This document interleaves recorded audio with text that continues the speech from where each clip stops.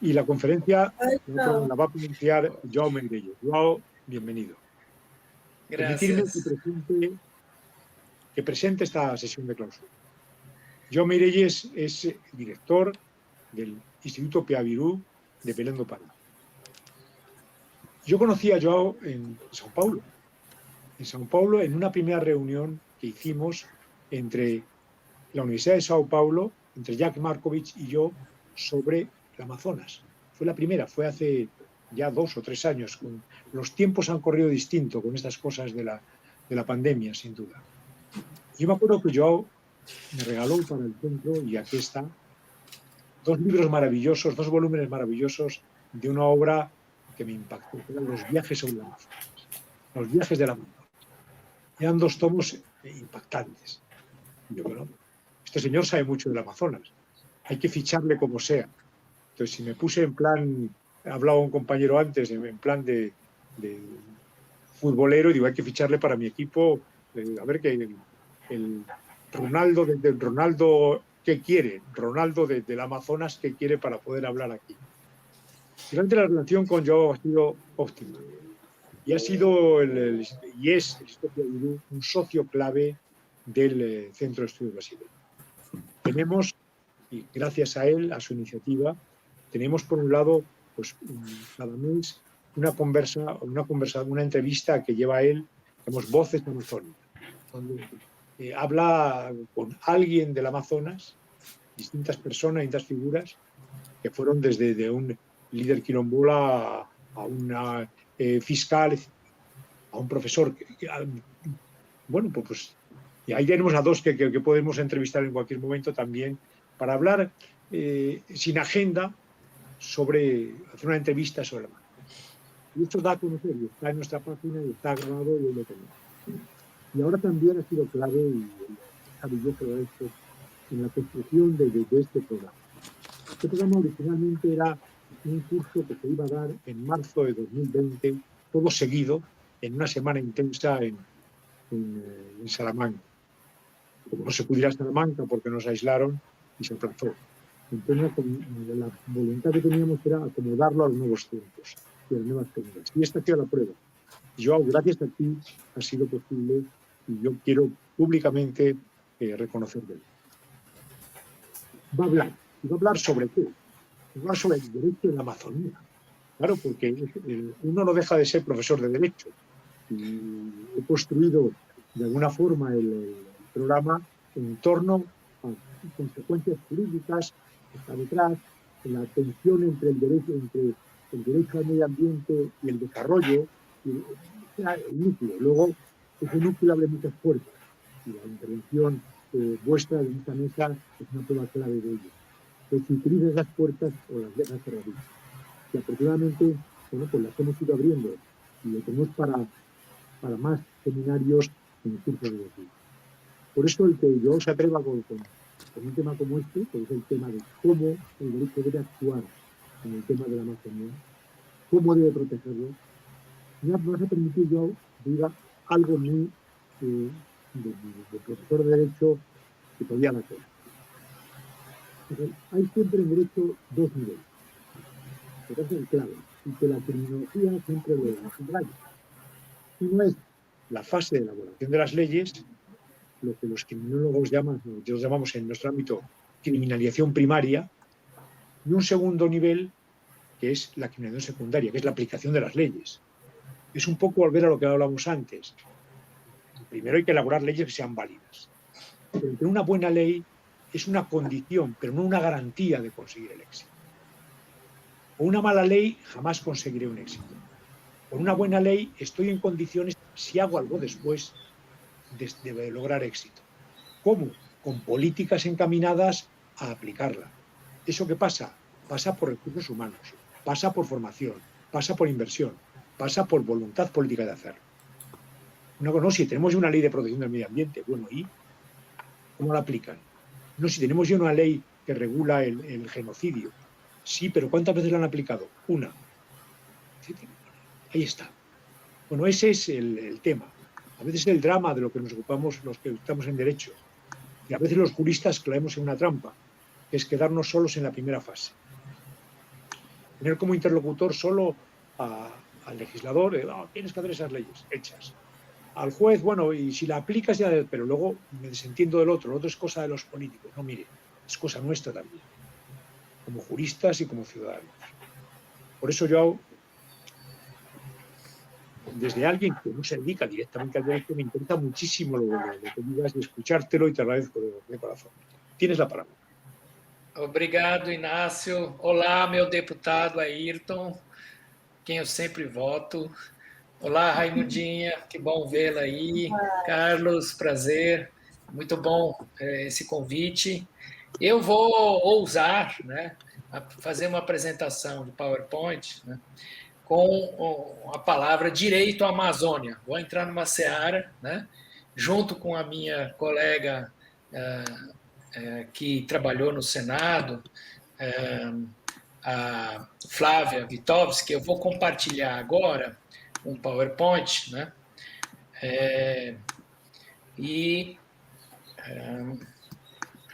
Que vai apresentar essa última fala que eu ousei colocar como o direito à Amazônia. Né? Então, só algumas colocações iniciais, né? Que a Amazônia, na verdade, nós temos várias eras geológicas de formação, não vou entrar naturalmente nelas, né? Que é só uma alegoria, mas eu entendo, como o professor Schubert, que nós temos dois momentos na Amazônia, antes da motosserra e depois e a era da motosserra, que eu diria que é a era da grilagem. Então, temos uma presença do Pleistoceno, quer dizer, 120 séculos para a chegada dos povos originários, né? A invasão da América Amazônica, bem recente, 5 séculos, portanto, 115 séculos, se a gente for matemático, em relação à presença permanente dos povos originários, mais de 500 povos distintos, milhões de pessoas. E o antropoceno, que coincide com os estados nacionais, a era industrial, e a era da motosserra, que é a chegada da estrada, da grilagem, da pecuária, né, da invasão. A invasão para valer. E eu acho que para a gente ficar com uma classificação de antropoceno, uma visão muito não acadêmica, né, que é a era que a gente se depara como ser humano provocador dessas ameaças. Né, nós estamos provocando, né, e de maneira irreversível, aos danos dos ecossistemas, à cultura, às expressões de vida, aos povos. Né. E a gente está falando em mudança climática, mas eu prefiro falar de emergência climática e falar de concertação climática, né? Que seria o que o David King, o grande especialista nessa área do governo inglês, representante, né, dessa área, que fala do climate repair. E no Brasil, no português, seria mais do que reparar. Né? Reparar é um verbo fraco, né, na língua portuguesa, né? Principalmente para essa questão, e eu preferi usar como concertação, como consertar, mas concertação com ação. Né? E aí, entrando um pouco ainda na linha da teoria, né, acho que tem uma definição do direito, a presença do direito como matéria no antropoceno, né, pela Kani Norichka, e que diz que, eu vou até ler aqui, a governança ambiental no século XXI, lembrando que essa apresentação vai estar aberta para todos, em qualquer momento, né, espero que vire um artigo também. A governança ambiental no século XXI, a era do antropoceno, na qual as questões ambientais estão na vanguarda, é diferente dos tipos de governança do século XX. Alcançar esse tipo de governança exigirá uma rede de stakeholders, quer dizer, de partes interessadas, né, de diversas áreas, trabalhando juntos para resolver alguns dos nossos problemas mais urgentes, assegurando ao mesmo tempo o sistema de suporte da vida na Terra. A chave para encontrar soluções viáveis e duradouras é encontrar a forma correta de configurar e envolver essa rede de partes interessadas para uma maior resiliência. Mas não será possível fazer isso sem uma política pública orientada para captar a dinâmica das redes de atores e delegar autoridades a eles. Então, acho que a palavra mais importante aí são as redes de atores, as partes interessadas, algo que não está, né, no glossário de muitos políticos ocupantes hoje no poder e muitas das políticas públicas. Né? Então, o direito ao antropoceno, se a gente fosse resumir em uma frase, para mim, seria a proposta é implementar a governança para a concertação climática, envolvendo as partes interessadas para aumentar a sua resiliência. E aqui uma bela ilustração que eu encontrei em uma pequena pousada rural lá perto de Manaus. O direito da natureza, né, que eu acho que sobrepõe tudo isso muito antes do que os direitos humanos do homem, né, é mais do que a valorização da natureza, como os próprios povos indígenas isso é parte intrínseca, né, à sua existência, né, e a visão mitopoética transmitida em geração por geração, ela explica o direito ao uso dos bens, dos espaços, enfim, os diversos direitos envolvidos aí, da sua forma própria, muito particular, nos seus diversos modos, dos diversos povos. E se a gente recorrer a Hannah Arendt, a gente vai lembrar de duas questões básicas na questão da comunicação, né? Mais um olhar centrífugo, né, que seria desnecessária aí a previsão de uma disciplina interna, porque ela já está funcionando naturalmente, e um olhar centrípeto, né? E aí nós temos a Constituição Federal Brasileira, de 1988, né, que na questão indígena disciplina essas questões a respeito, uma vez que os indígenas foram colocados de lado até essa Constituição, e ainda estão sendo, apesar da Constituição. Então, a gente falar de direito da natureza, a gente teria que falar dessas pressões externas, né, sobre os povos indígenas e pensar a sua maneira de solucionar isso. E por isso nós temos que falar do direito da natureza, que é diferente do direito à natureza, que é o que nós temos sermos usufruidores dessa natureza. E aí um contexto muito recente do século XXI, né, que é o direito aos serviços ambientais. E isso não está, em sua maior parte, na legislação, não está na área do direito ainda estruturado, né? E são tanto serviços visíveis quanto invisíveis, né? Públicos em diversos sentidos e privados, né?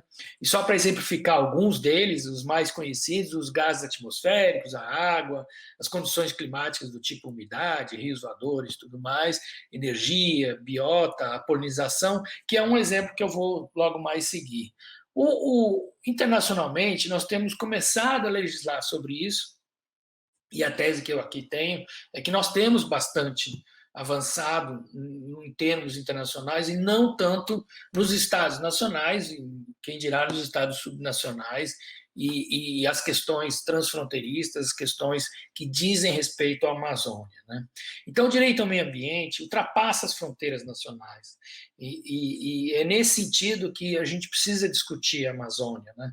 A gente não, o que existe hoje do Pacto Amazônico é uma brincadeira perto do que precisa ser feito, e ele nunca teve um protagonismo que a gente pudesse, inclusive, identificar como interessante ou diferenciador, né?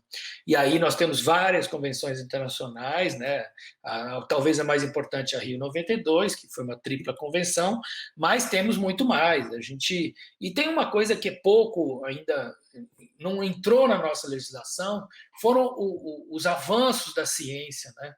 Não só do IPCC, né, que é um painel mais antigo de mudanças climáticas, mas o mais recente, que agora começa a mostrar seus resultados, o IPBES, né, que é o painel internacional de biodiversidade e serviços ecossistemas, ou serviços ambientais.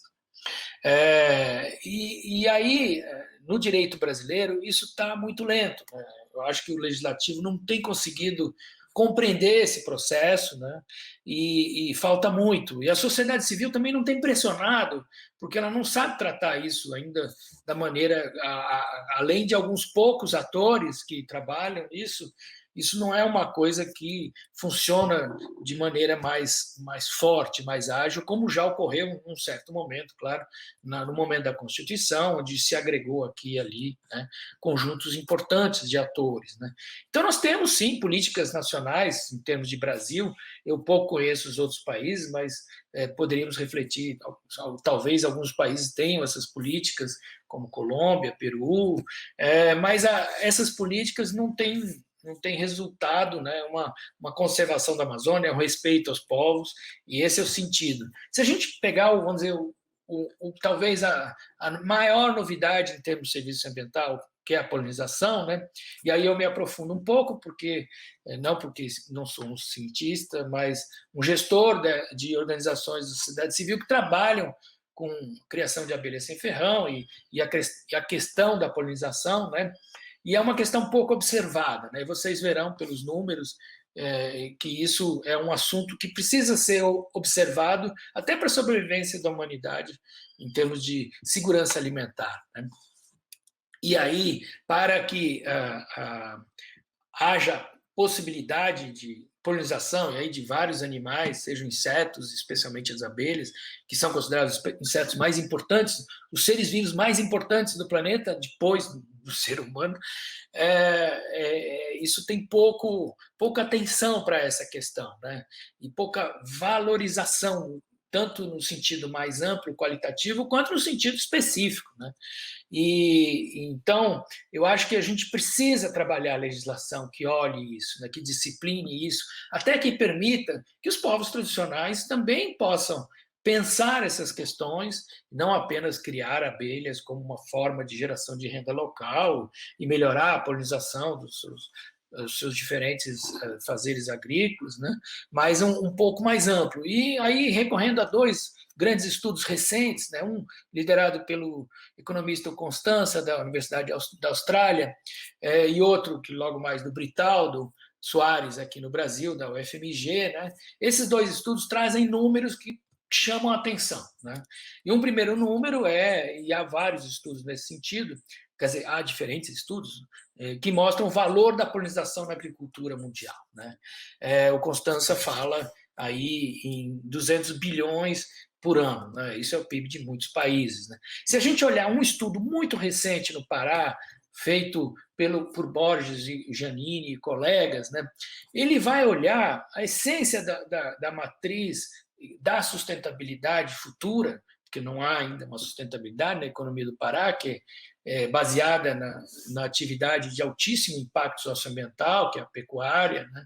E crescentemente outras, e a madeira, que da maneira como está até agora não tão sustentável, né?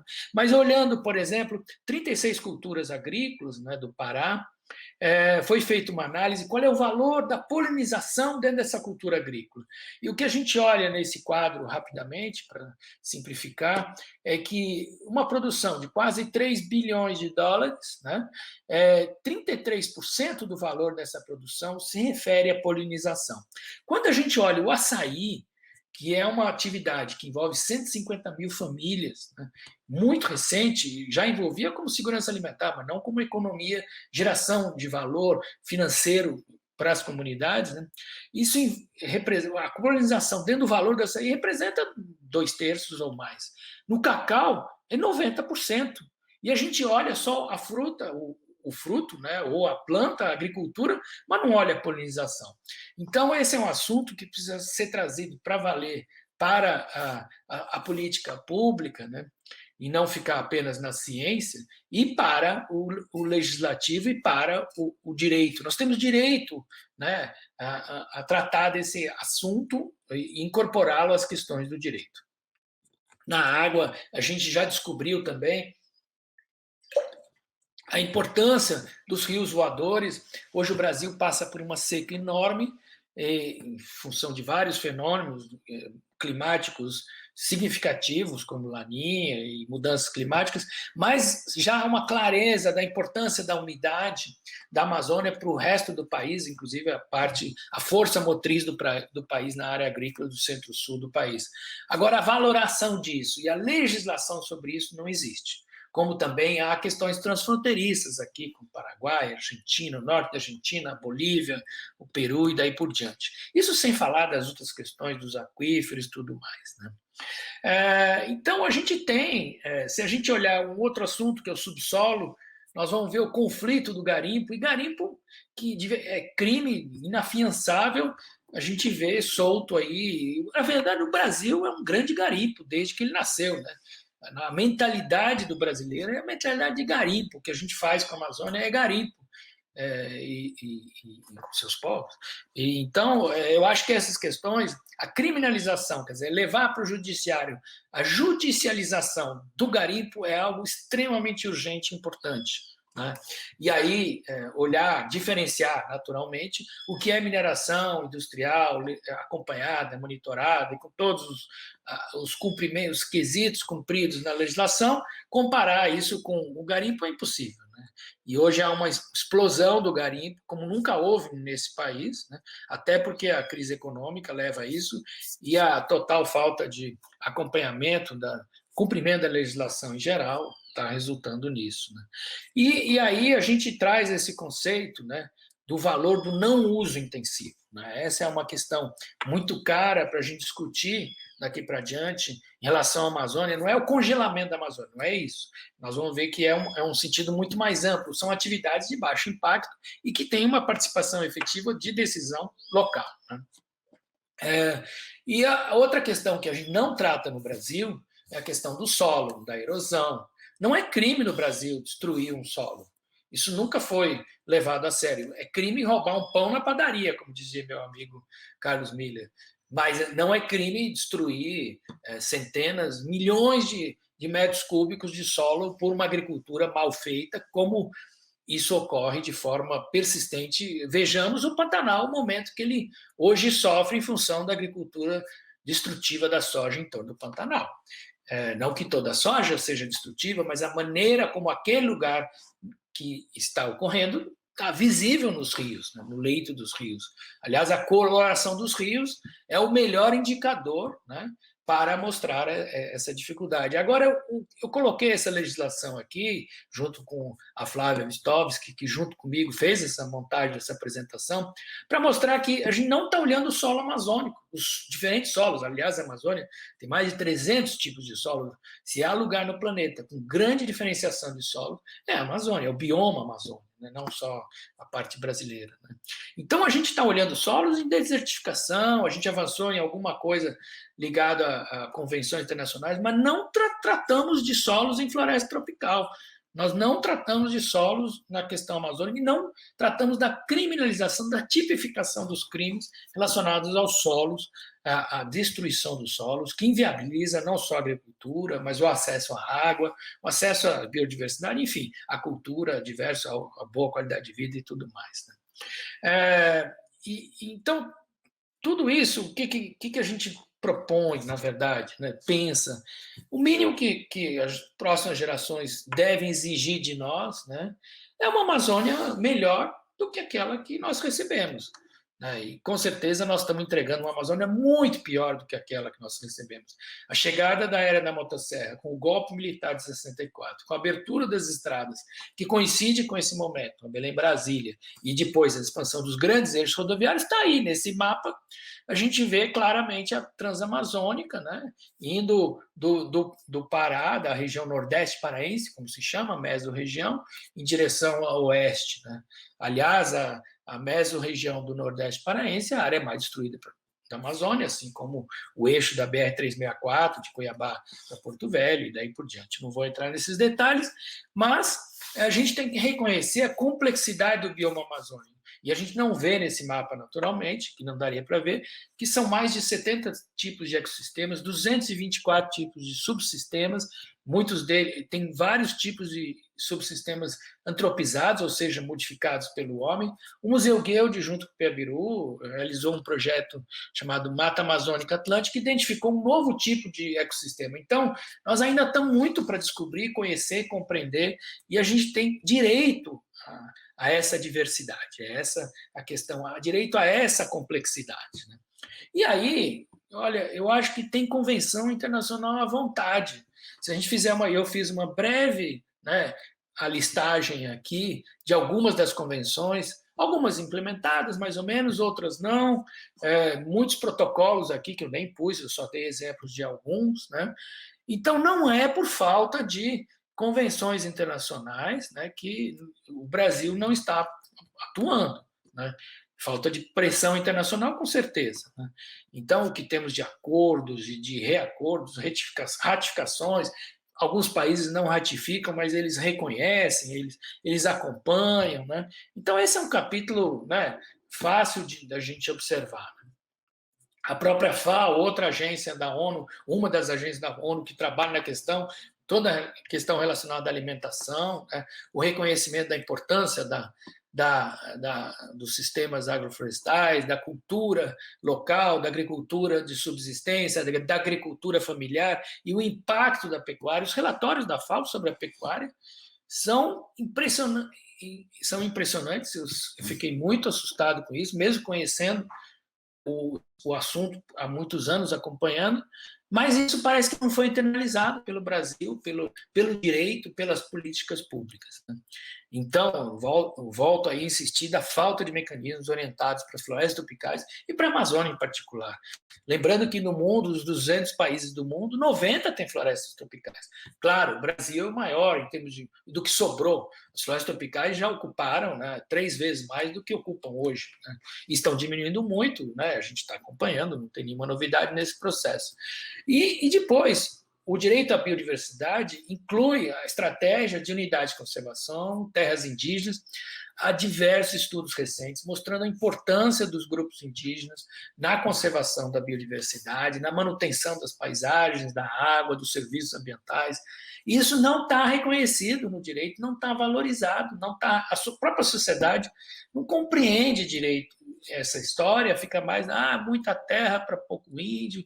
E um dos caminhos da ciência para olhar a Amazônia com mais detalhe foi criar na Amazônia diferentes, como se chama, áreas de endemismo ou centro de endemismo. Trabalho recente do Museu Guild, né, nesse sentido, e olhando à direita, né, o mapa da Amazônia Maranhense, com a Amazônia no Pará, a leste do Rio Tocantins, a área mais destruída na Amazônia, com mais de 75% desmatado, não há unidade de conservação de proteção integral, a não ser no Gurupi, que é um pequeno trecho dentro do total, e mesmo assim invadido, e as poucas áreas que se vê verde aqui, ou são terras indígenas, e os pequenos blocos são áreas privadas. Pelo menos as grandes empresas privadas, elas estão cuidando disso muito melhor do que o poder público. Isso é algo a reconhecer e também a utilizar isso como parceria nos mosaicos, nas diversas ações, para que a gente tenha esse direito à biodiversidade respeitado.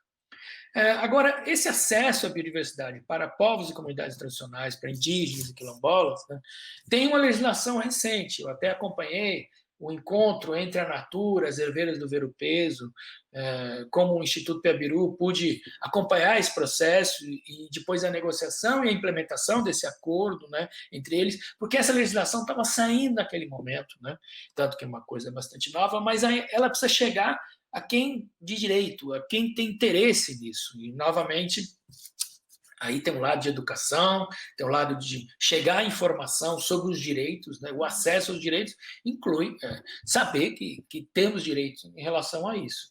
O Código Florestal foi recentemente modificado, com coisas boas, coisas ruins, mas ele traz uma clareza em algumas questões que ficaram caducas a partir daquele Código Florestal da década de 60.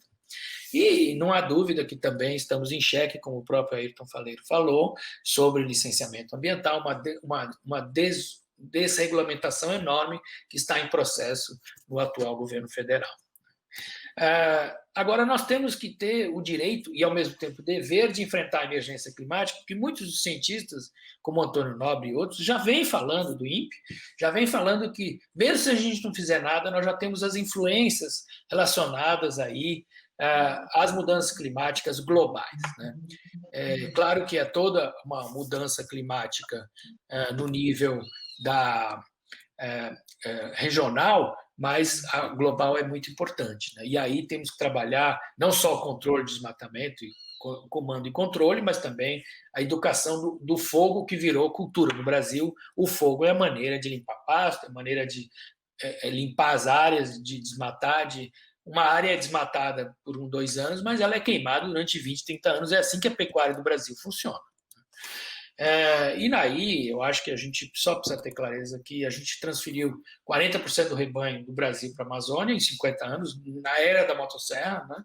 E nós temos uma atividade econômica que produz uma quantidade de proteína animal significante, perto do que poderia produzir em outros sistemas, né, e de geração de renda e proteínas e outros carboidratos, o que for, né.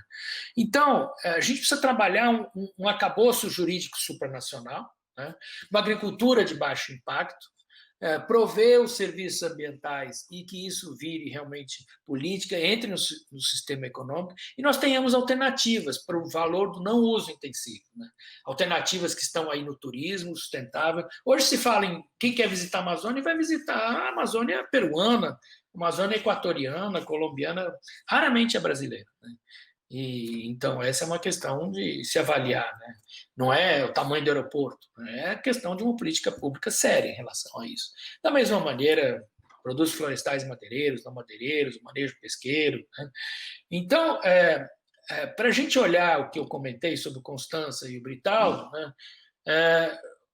a renda anual que a Amazônia pode gerar pelo não uso, ela é muitas vezes maior, aqui são trilhões, né?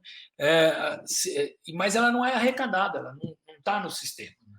Então, o Britaldo e os colegas, né, fizeram um estudo que a chuva gerada, né, por 62 milhões de hectares de florestas públicas resultaria em 422 milhões de dólares por ano, e quem recebe isso de presente é a soja no Mato Grosso. Basicamente, 35% do valor da soja no Mato Grosso vem da chuva na Amazônia.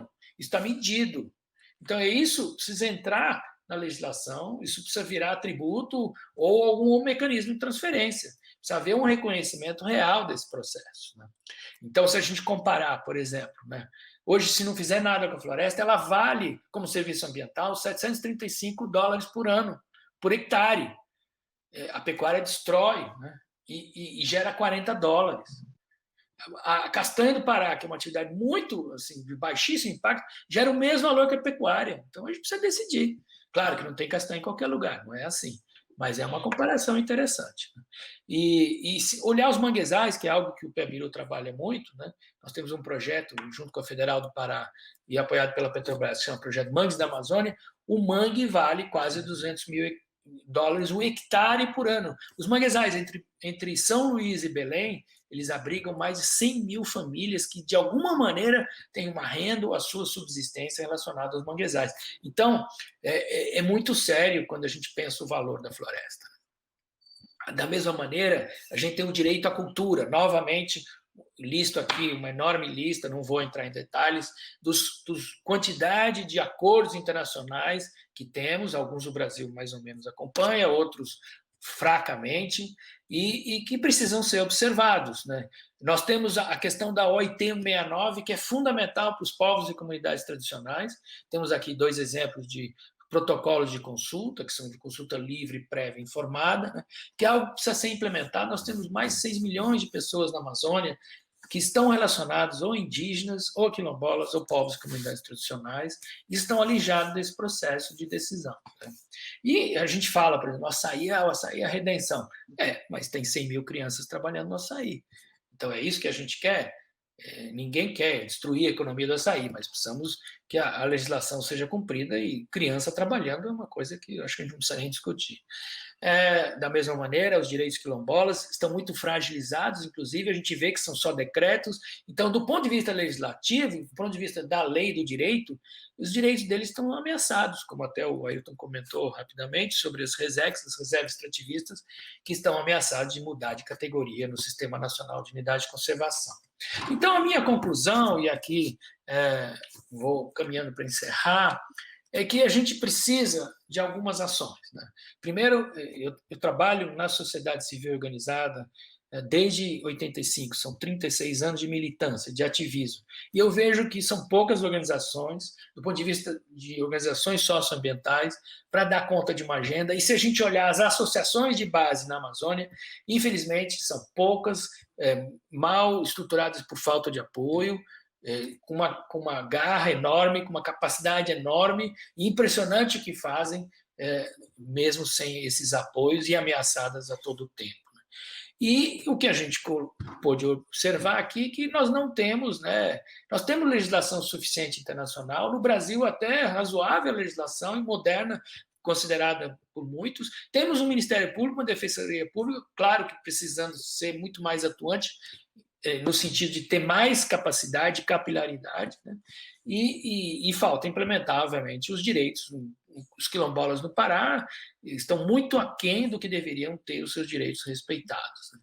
Então, a minha proposta é da gente trabalhar a questão de judicialização desses crimes, principalmente do garimpo, da pecuária, né? Ou seja, a pecuária pela destruição dos solos, pela destruição da biodiversidade, todos eles eu acho que há mecanismos de acompanhar isso, né? E aí a proposta é, nós temos direito à Amazônia, e duas questões que eu proponho de forma bem simples. O direito à participação, né? Principalmente os povos e comunidades tradicionais, outros grupos também, claro, a Amazônia Urbana e outros grupos de agricultura familiar e outros também têm os seus direitos, mas eles não são ouvidos hoje na proporção que deveriam e nos direitos que eles têm, né? Então, a gente criar mecanismos pela sociedade civil para pressionar os estados, né, nacionais, subnacionais e outros sistemas públicos para que esses mecanismos funcionem, né, para que a legislação seja cumprida, né, e aí é que essa proposta, que não é nova, de um tribunal da Amazônia, né, já vinha sido proposta já em 2008 na OAB, em reuniões, e eu acho que a gente precisa retomar isso, e isso transnacional, né, para os 9 países da Amazônia em conjunto, né, já há iniciativas belíssimas, né, eu vi até recentemente meu grande e admirável amigo aí, Almir Suruí, né, a liderança do Parla Índio, o parlamento indígena. Nós temos que criar mecanismos ou fortalecer mecanismos que deem voz à sociedade civil organizada para pressionar que o Estado cumpra o seu dever e não seja apenas um covil para aproveitamento imediatista desses recursos, né? E aí é só algumas pequenas propostas, né? Isso obviamente se inicia como observatório, né, e centro de informação, mas eu acho que a gente pode fazer muito, né? Fortalecendo a capacidade da sociedade civil em se posicionar em conjunto, né? E esse Tribunal da Amazônia trabalharia principalmente na questão da arbitragem. Ele não vai substituir, na verdade, nenhum dos tribunais, nem internacionais, como a Corte Internacional de Haia, nem substituir o sistema judiciário dos diferentes países, mas ele vai ser um observador do cumprimento dessas questões e um canal de recepção disso, né? Então, essa é a proposta que eu digo aqui, que eu apresento, e o caminho para isso seria, obviamente, criar uma comissão organizadora desses diferentes países na academia. Juristas não faltam a esses países, né? No Brasil eu conheço juristas eminentes que certamente poderiam contribuir nesse processo, e a academia está aí. Eu vejo, por exemplo, na Universidade Federal do Pará, um trabalho belíssimo de observação da questão fundiária, da questão quilombola também, pela faculdade, né, de Direito no Pará, um centro específico para isso. Então, acho que a gente tem que levar isso para um novo nível se a gente quiser que a Amazônia sobreviva a esses ataques, como vem ocorrendo, principalmente nesses últimos anos. Muito obrigado. Muchísimas gracias, João.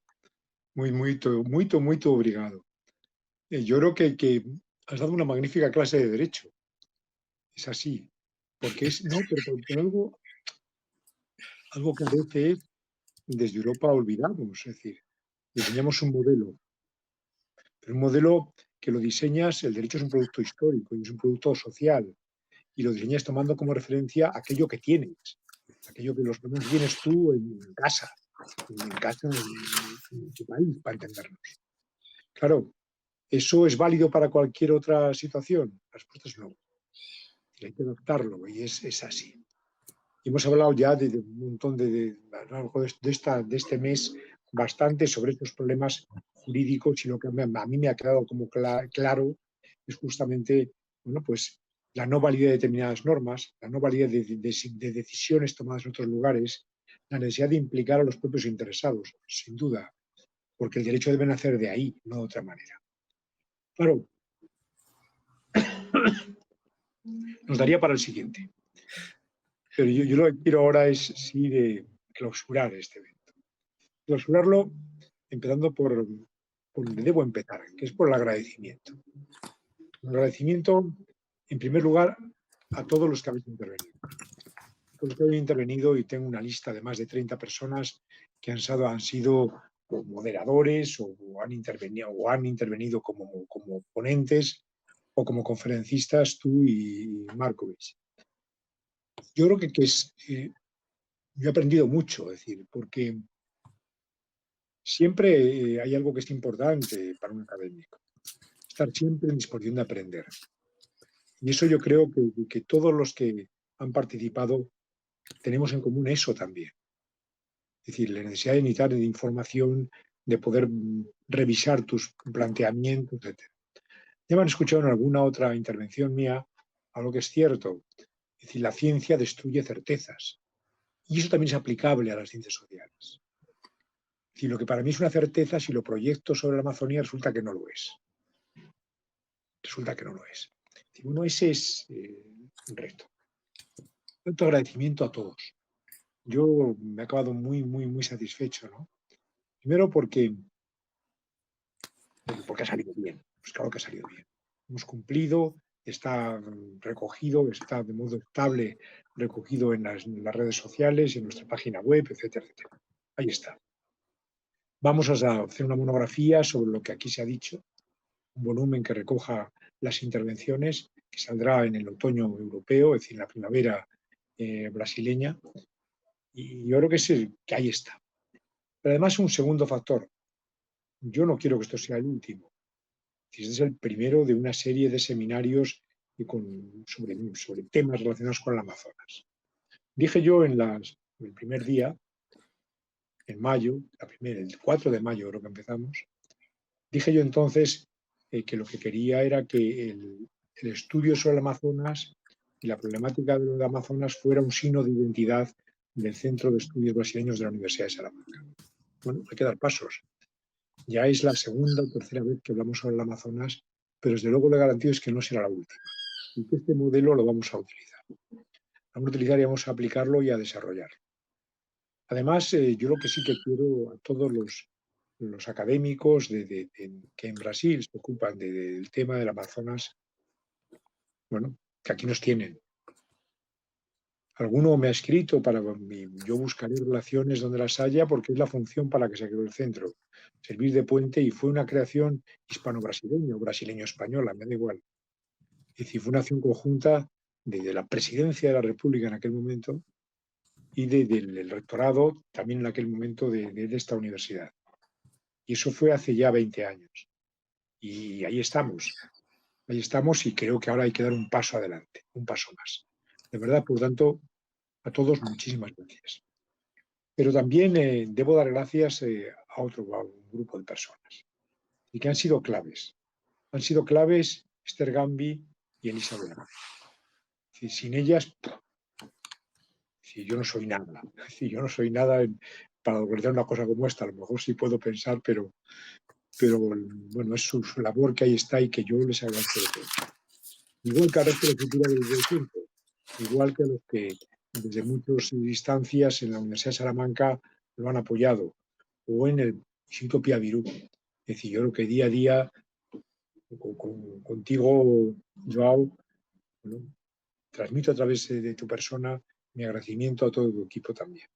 Y también a la Universidad de Sao Paulo, a la Federal del Oeste do Pará, a la Federal del Rio Grande do Sul, al campus de Ribeirão Preto de Sao Paulo, y que me dejo alguna, pues seguro que sí. Es decir, hay un montón de personas que se han implicado y que nos tienen a su entera disposición. Lo que nosotros no queremos es defraudarles en ningún caso. Sí quiero finalmente pedir disculpas por aquello en que nos hemos podido equivocar, que seguramente habrá, pero que lo haremos siempre con la voluntad y con el propósito de mejorarlo. Hemos cometido errores, le garantizo que esos errores al menos no los repetiremos, tendremos otros distintos, pero cuenten con nosotros. A todos muchísimas gracias por participar, por escucharnos, por seguir este seminario internacional, que desde luego les garantizo no será el último. Solemnemente, porque esto es una solemnidad académica también, hay que decir que queda clausurado este seminario internacional sobre el Amazonas. Muchísimas gracias a todos. Joao, obrigado. Adiós. Gracias.